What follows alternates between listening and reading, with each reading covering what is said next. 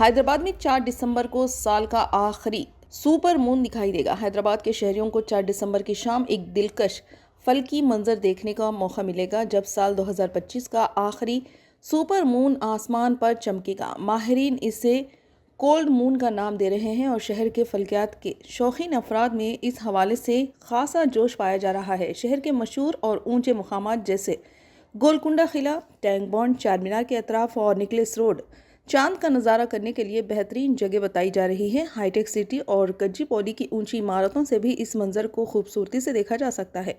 فلکی ماہرین کا کہنا ہے کہ یہ سپر مون سال 2025 کا دوسرا سب سے زیادہ روشن چاند ہوگا اور اگلا موقع 2026 میں ہی ملے گا۔ چونکہ سپر مون کے وقت سمندر میں ہلکی لہریں بڑھ سکتی ہے، مگر حیدرآباد جیسے اندرونی شہر پر اس کا کوئی خاصا اثر نہیں ہوگا۔ ماہرین نے شہریوں کو مشورہ دیا ہے کہ کھلی اور کم روشنی والی جگہوں کا انتخاب کریں اور اگر ممکن ہو تو دوربین یا چھوٹے ٹیلیسکوپ کا استعمال کریں تاکہ چاند کی خوبصورتی کا بہترین نظارہ کیا جا سکے۔